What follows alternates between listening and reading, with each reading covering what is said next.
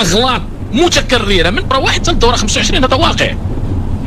انا نقدر نتفق معك في جزء منها، بانه فعلا كانوا اخطاء ضد الوداد. وانا تنقولها ماشي بشهاده ديالي انا تنقول بناء على الخرجات ديال المديريه عندما انصفت الوداد في محطات. انا كنبني على هذه الشهاده باش كندير هذا التصريح.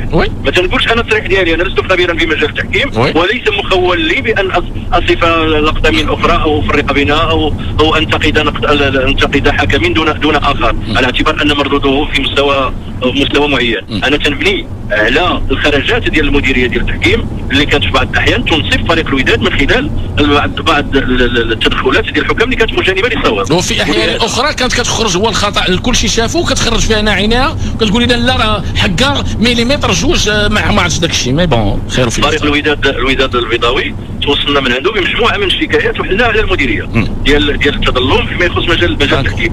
ونقدر نقول لك السي عادل وبكل صراحه وبكل جرأه من هذا التفكير في استقطاب قامه من قامات السي اسماعيل الفتح اللي هو معروف على الصعيد العالمي في مجال التحكيم باش يدير تقييم لهذه المرحله، هو يعني اقتراح خارطه طريق جديده للتحكيم المغربي، من بينها كذلك التفعيل واخذ بعين الاعتبار والمسؤوليه والجديه الشكايات ديال فريق الوداد البيضاوي.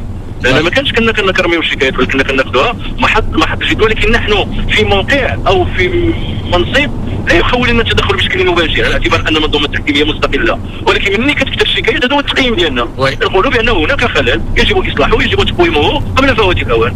داكور